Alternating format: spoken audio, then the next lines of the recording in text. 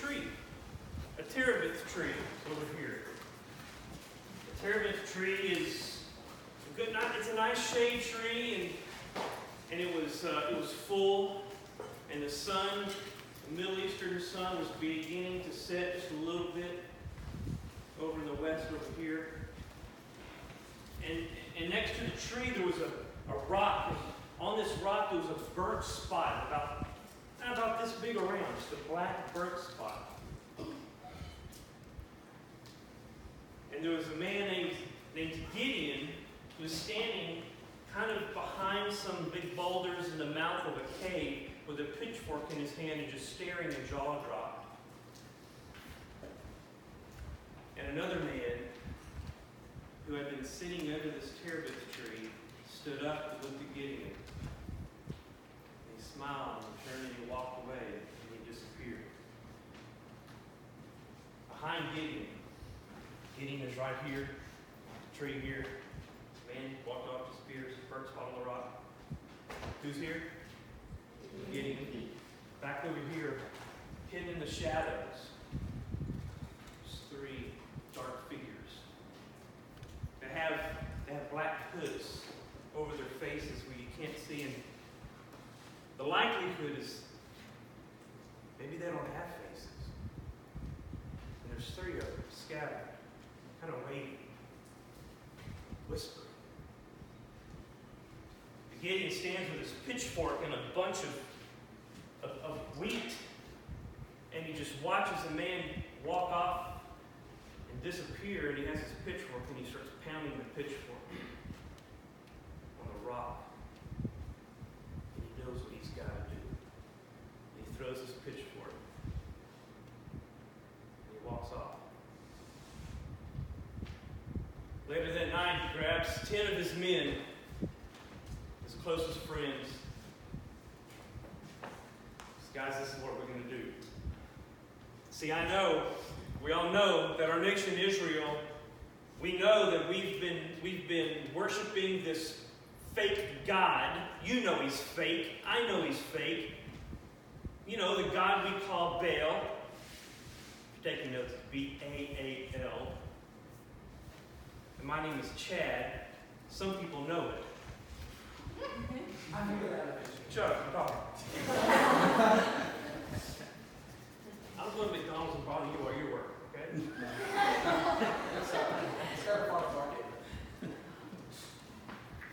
And so here's what we're going to do, guys. We're going to sneak into the temple. We're going to take the idol down. We're going to do what? He said, just follow me. So as soon as the sun went down, it was pitch black. Everyone was asleep in the village. And they snuck into the temple. And where all the idols were, especially the main idol to Baal that Israel had been worshiping. And God had told them, look, remember, I'm the one that brought you out of Egypt. You remember the story when God brings the Israelites out of Egypt? There was this big pillar of cloud by day and another pillar of fire by night. I mean, that's pretty miraculous. You know, Moses did something with his staff and the sea went, part of this. I'm that God and you're worshiping this big giant wooden thing. Gideon walks in. He walks in. Now listen, the nation of Israel, they're scared to death of this false God. Most of them think he's real. He takes an axe and he takes a whack at it, and a chip near his arm falls off. And the guys are standing around going, he's serious about this. He looks at him and he's got this fierce look on his face. And he takes an axe and whacks it again. And he takes the axe and he's just going at it and sweat is pouring off of him. And the other guys are like, that's it, I'm in this too. And they start throwing things in the temple all around. These worshiping items, they start tossing and throwing around. And he cuts this major idol to this fake god called Baal, cuts it down in pieces, and it's in splinters everywhere, all over the place. And he looks at it, stands back and he looks at it, and the place is just in shambles. It's in shredded, just shredded to pieces. He takes the axe, and just like you would might drop and walk off, he walks out of the temple. That's fierce Gideon. Let me tell you about something, what's happening with the Israelites in this time. So for the last several years, the Israelites have been, how do I say, impoverished, where it's not even an understatement anymore. You seen those commercials, those sad-looking commercials, where children in some impoverished nation are so malnourished, they're so starving. Some of them are so hungry that their bellies have produced this kind of gas, and they got this bloated belly. You seen those sad commercials? This means yes, this means no. You have. Okay, so you know what I'm talking about. Like below third world starving. This is Israel.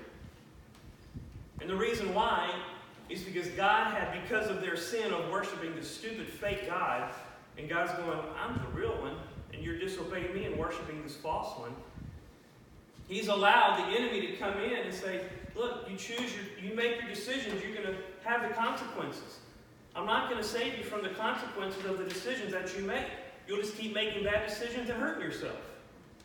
I got so much to give, for so much life to give you.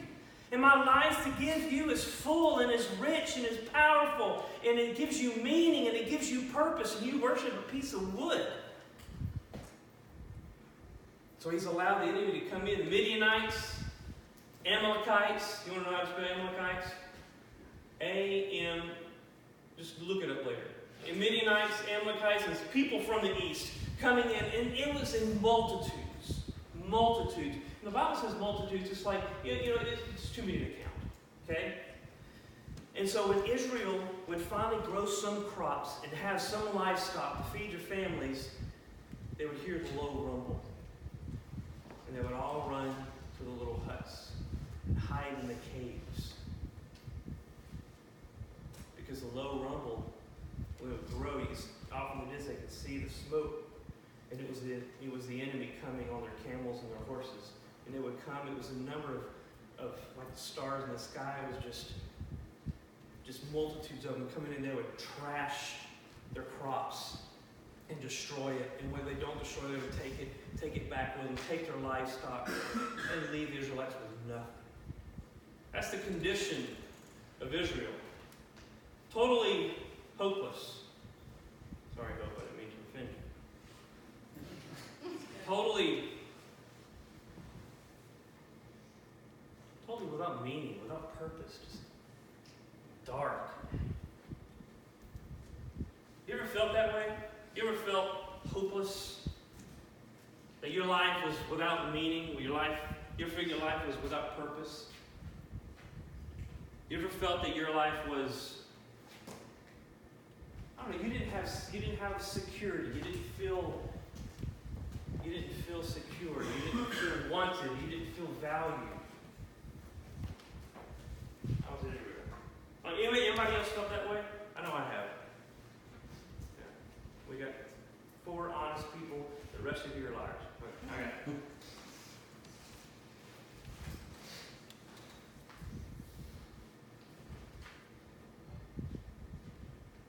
A few weeks later, Gideon has this heart trouble, not physical heart trouble. I can see him pacing back and forth, and he's just growing in fierceness and determination that he's got to save Israel from this mess. And he finally builds up enough courage. He finally builds up this amazing, miraculous amount of courage to take the town's major calling card, which is a bullhorn, stands up on the highest rock, and he blows it. Anytime some man in the village, in the whole town, in the whole nation blows his horn, something major has happened, and we all have to gather together and see. He blew it. The main leaders in the area, in the nation, came together, and they said, "What, Gideon?" And he said, "I'm going to lead you to success. I'm going to lead you to victory. We're going to defeat the Midianites." They said, "Do you know that we have very little numbers here, and they have multitudes?" And he says, "Yes, I know that, but you're going to follow me, and we're going to kill them. We're going to defeat them. I want you to go and gather all the other people in the surrounding areas and meet me here." And so it took several days. They sent out word. They sent out messengers on camel, on horseback, whatever they had left, most of them on foot. And they went to surrounding areas and gathered as many fighting people as they can. Most of them were poor, starving farmers. So they gathered them all together. You know how many people came? 32,000 people came. You know what that tells me? They were desperate. They were desperate. They were desperate. They were desperate to win. They were desperate to get out of this misery, this hellhole they're in. Can you imagine you're a mom or a dad and you're seeing your 3-year-old child die in your arms because there's nothing left to eat? That will cause desperation. The dad will go, I'm getting my pitchfork and I'm going to fight. The mom's saying, but what's going to happen? I don't know, but I'm not letting, I can't stand by and let this happen again. That kind of desperation. 32,000 fighting men came together and they gathered in front of the large rock that Gideon can speak from. And he begins his pep talk. Think of the movies that you've seen where the major hero stands on the rock and he gives his pep talk. And the guy's going, yeah, yeah. What movies are you thinking of? I'm thinking of like 3 or 4 right now. I mean, Braveheart. I don't know if you've seen Braveheart. You know, I mean, it's happened it's happened in Lord of the Rings. You know, which one are you thinking of? I was thinking Lord of the Rings. Lord of the Rings. Anybody else seen a movie with a major pep talk together? Independence Day. Huh? Independence. Oh, Independence Day. This is Independence Day. I've never been more excited about 4th of July in my life until that movie came out. Then 20 years later, they did another, and it was stupid. Forget that. But the one a long time ago, that was a good movie. He gives the pep talk of all pep talks, and they shout. They shout, and all of a sudden, Gideon stands and he puts his arms and he gets quiet. He hangs his head down. And he says nothing for a long time. Shh.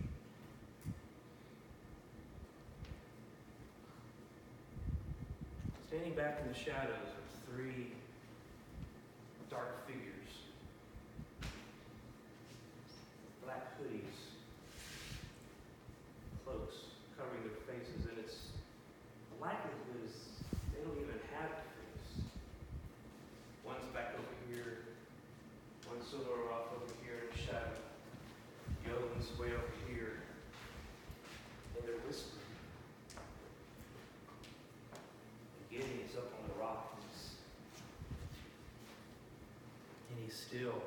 Then he calls his generals up. He says, there's too many. The general says, yeah, no, we only have 32,000. He says, no, we have too many. What are you talking about, we have too many? We don't have enough. There's multitudes of them. We're going to lose it as it is anyway.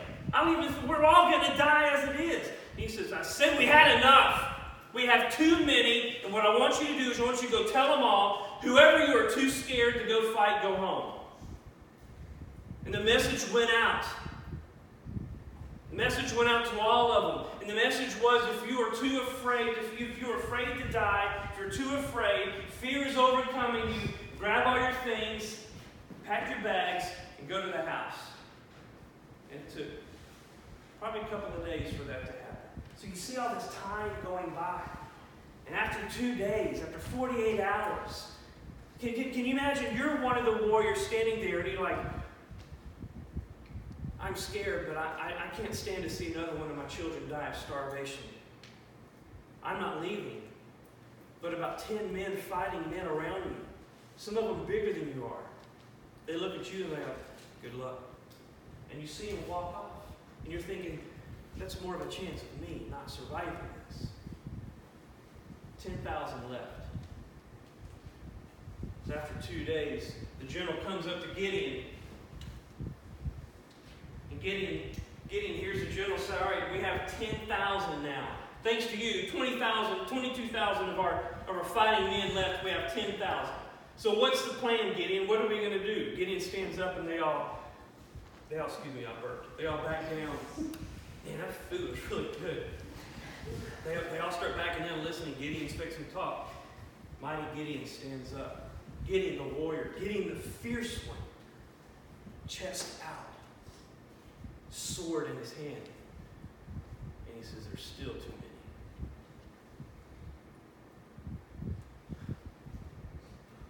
Well, what do you want us to do? And then Gideon gives them this instruction that just makes zero sense. But they look at each other like, this is Gideon. He chopped down Baal. I can imagine a conversation over here between some of his leadership in his army saying, you know what? I just don't know if we can do what Gideon says. I'm thinking of leaving too. Can we really trust Gideon? He said, you remember when he was in the temple? He's the one that chopped down Baal. And they go, yeah. And you might be killed for that. Baal might kill him. And the other guy saying, no, you don't understand. I was there. I was there that next morning when all the people came to worship at the temple and found it in destruction. I was there when the men went to Gideon's dad Joash and brought him out of the house and saying, we know it was your son that tore down our temple and that tore down Gideon tore down Baal and chopped him into pieces. And we need to cut off Gideon's head. He said, I was there and I heard Gideon's dad, I heard Joash with my own ears say, if Baal is real, why don't we let Baal defend himself with Gideon? And he's telling his friend that, and the friend goes, months later, Gideon's still alive. I think Gideon proved that God was fake. So they say, I think we need to listen and follow to what Gideon says. Gideon is that master leader. Gideon is that fierce one. Gideon is this mighty warrior. Which one of us have had the courage to stand up, blow the horn, and call everyone here? Who else has any kind of a plan? Do you have a plan? We're all scared to death. We've been hiding in caves.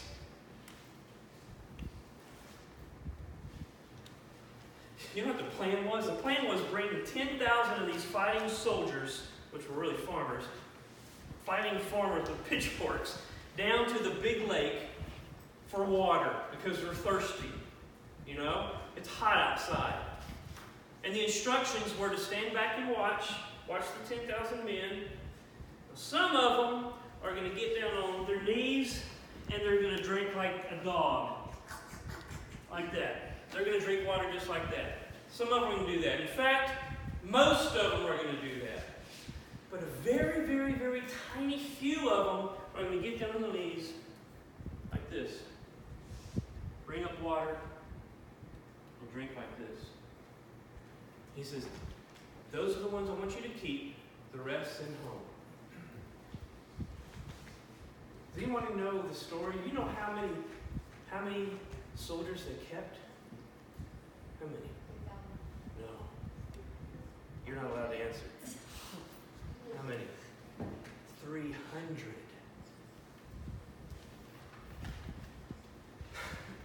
I need you to think, look, listen. I need you to think with me for a minute. Capture this idea, because this is a true story.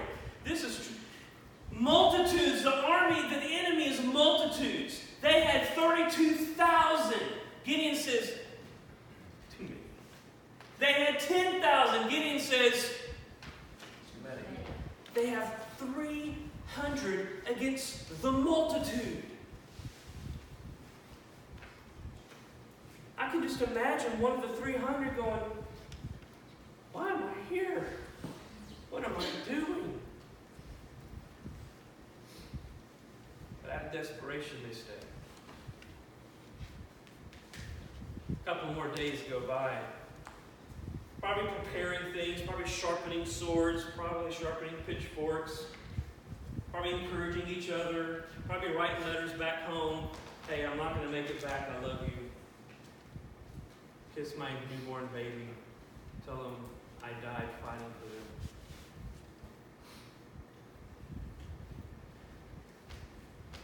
The next day, it was late afternoon, that rumble started again. They heard it. And it was the enemy coming in multitudes. Now, you need to understand this. There was a part of the area of land that Israel lived in where there was mountains all around here and there's a big valley in the middle. And when the enemy would come, they would just come and just take over that valley.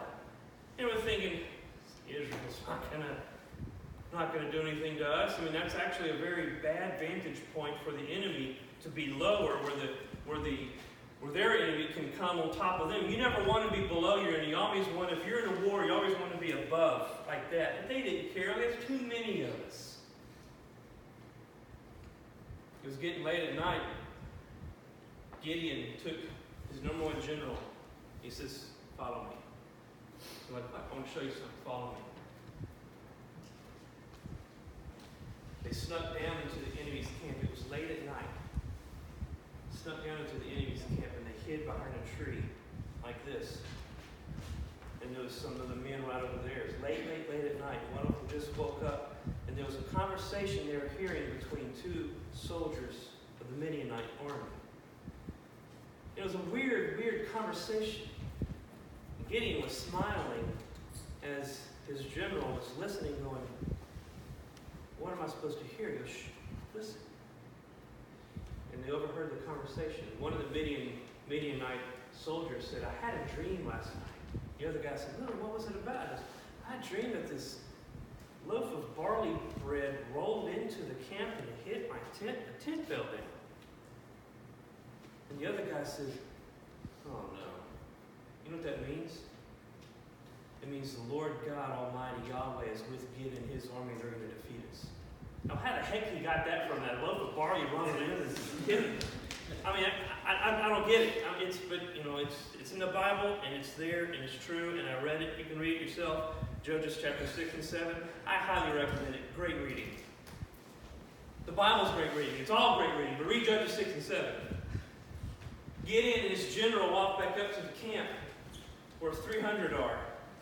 And Gideon stands in front of them and he says, men, it's time. He says, here's what I want you to do. And he handed each of them a torch. And they lit the torch. And then they covered the torch with a clay pitcher. Okay? Like a vase. Do y'all say vase or vase? Vase. Does anyone say vase? I say vase. You say vase? A clay vase. So they covered the torch. You know what I mean by torch, okay? I like a flaming fire thing, okay? And they cover it with a clay vase, okay? Vase. In this hand. In this hand, guess what they had? Not a sword, not a pitchfork, not even a weapon. They had a trumpet. And not like a little, like one of those ram horns where, I can't even do it justice. It was really, it wasn't bad. It sounded like a French horn. We were listening to some music on the way here, Caroline and I. And we like listening to film score music. Y'all do this? We listen to film score music, and then we try to imagine a story that goes along with it. And at the end, we tell each other what story we imagined. Everybody else do that? A little bit? It's really cool. So imagine this ram horn was like the loudest French horn that you could hear. But it portrayed power, okay? So in this hand, they had a torch with a vase, clay vase over it. And in this hand, so they couldn't see the flames going. And in this hand, they had a ram's horn or a trumpet, all right? And Gideon says, well, this is what I want you to do. When it gets late at night, I'm going to divide you into 3 groups. So if there's 300, I'm going to divide you into 3 even groups. That's going to be 100 over here, and then 2 even groups over here, okay? Now, here's what I want you to do. When you see my signal, y'all watch this, y'all listen. When you see my signal, I want you to break the clay vase and hold the torch up high, blow the horn with as mighty power as you can muster up, and then I want you to shout with all your might for the sword of the Lord and of Gideon, as loud as you can. And they said, well, how do we know what your signal is? You'll know. So they spread out. Okay, so there's this big mountainous area all around here, right? And there's a deep valley all around here. Now, where's the enemy? They're in the deep valley. Now, what are they doing right now? They're sound asleep. Think 2:30 a.m. in the morning. 2:30 a.m., which is in the morning. So they're in the valley, and they're sound asleep, and they're dreaming about barley loaves rolling in and hitting tents. And all the 100 men spread out on this side. 100 men spread out over on this side. 100 men spread out over on this side. And at the right time, Gideon broke his pitcher and held it up, and he blew the horn. And a few of the Midianites woke up, and they looked up, and they saw a lantern. And another. And another. And another. And another. And another. And then there's like 100 of them. And they heard this loud horn. And then people yelling for the sword of the Lord. And all of a sudden another lantern. But they realized that they're battle men. That they do this for a living. They realize that at nighttime when there's a war going on, for every soldier with a lit torch, there's at least 75 to 150 other soldiers following around them so they can see. So they're seeing lit torches all the way around. And these Midianite and Amalekite people, soldiers start waking up, and they can't see anything where they are. It's pitch black. All they see is these lit torches. They hear these battle horns, and they hear men shouting, "For the sword of the Lord and of Gideon!" And it spreads around, and all it spreads around. These people start waking up over here, and they see it, it's lighting up over here, and these people start waking up again. They see it, and they're going crazy. And one of them runs out and drives a sword, and another one sees him grab his sword. He goes, "That must be an enemy." So he grabs his sword, and he thrusts him in, and blood goes all over the place. And then this guy over here, he sees that happen. "Oh my gosh, it's the enemy!" So he pulls his sword, and he stabs him, and blood goes everywhere. And this guy over here sees that, and he just starts whacking people left and right. And there's hundreds of thousands of people doing this with their swords, can't see anything, and they're killing themselves. And Gideon is going, "Yep." Didn't even have to lift a sword. And all the men are standing around there looking at Gideon going, "Wow." And then they look down and they see horses, about a handful or more. And they start riding off. And you know what happens? If horses riding off in the middle of the war, it's the leaders. It's the top generals. It's the king. The Midianite king. The Amalekite king. And so Gideon says, you're with me. Let's go. They chase him down. The only time they grab his sword, and they kill him. Gideon, a few days later, he walks through town. People surround him. It's Gideon. Man, I want to be like Gideon. He's accepted everywhere he goes. I mean, security, he's got it. Confidence, strength, love, acceptance, valued. You think he's valued? You think he has fear? He's fearless. He's fierce. Stories are told about Gideon for years and generations after that. I even wrote it down in the Bible. Judges chapter 6 and 7. Read it, I dare you.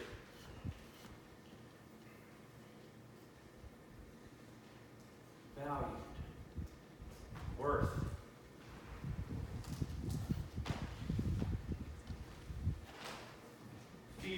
Fearless.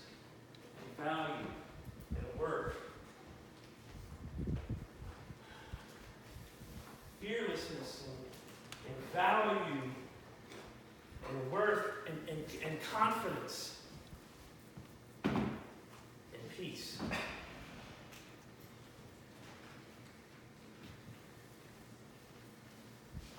And most of you in here do not have any of those tonight.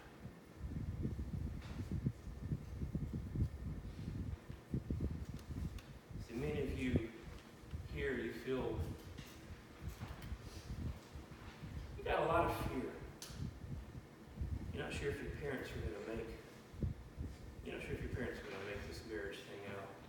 You think they're going to divorce. What does that mean for me? Heck, it might even be my fault. And value, worth, who values you? That's what you're thinking. That's what you're feeling. So you don't fit. You don't fit your culture. You don't fit your circle.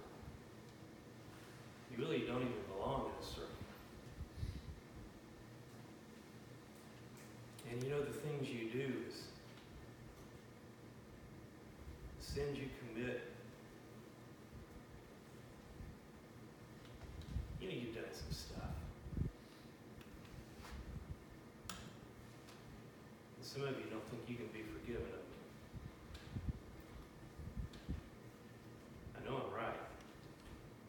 You're not like Gideon. None of you are like Gideon.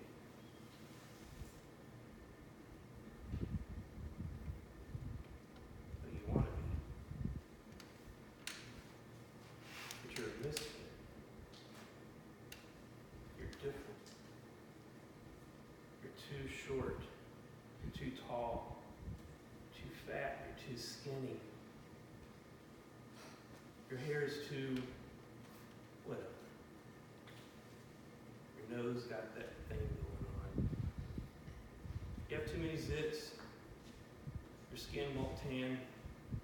Your skin is too tan. You pick your nose in public.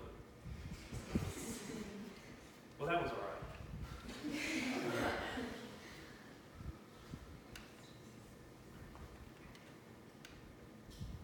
But you don't want to be that way.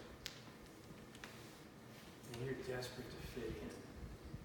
You're desperate for someone to see that you are worth something, that you do have value.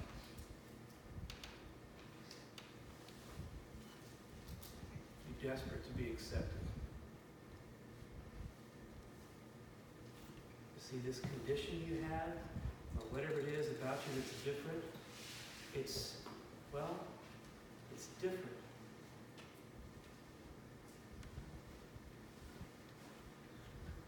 I need a volunteer. Let's see. Volunteer. No, you'd be great, but no. You'd be great, but no. You know what?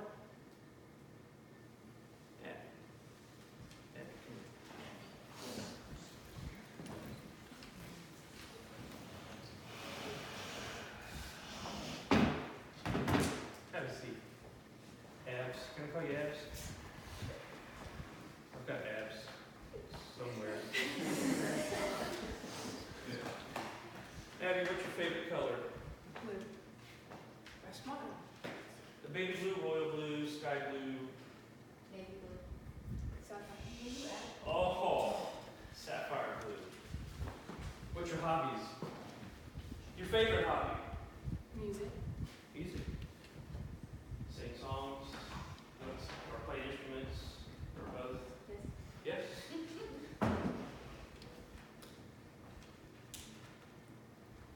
Yes.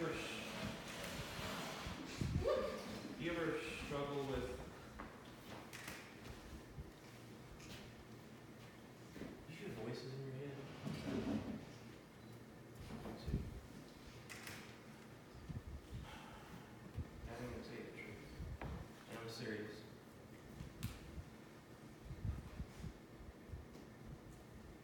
And Yahweh is with you. No. Yahweh is inside you.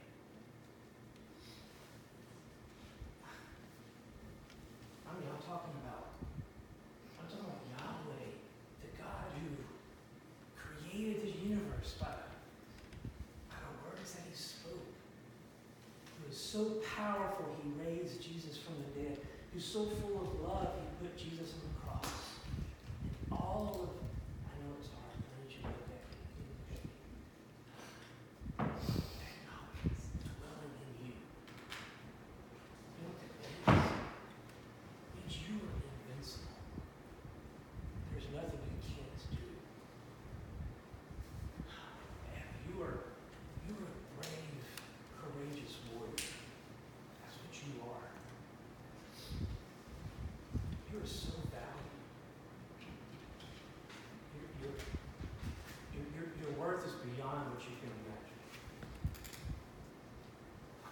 this: if you were the only person living on this planet, that God man, it's the entire planet. That's how much you value. Do you believe it? They need you. Be that leader. Step up. You will not fail because Yahweh is in you. And He loves being inside you. And you're going to do amazing things.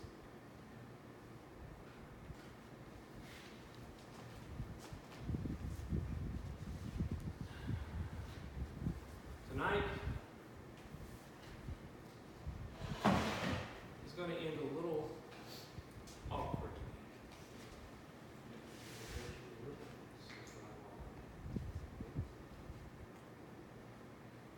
A little awkward.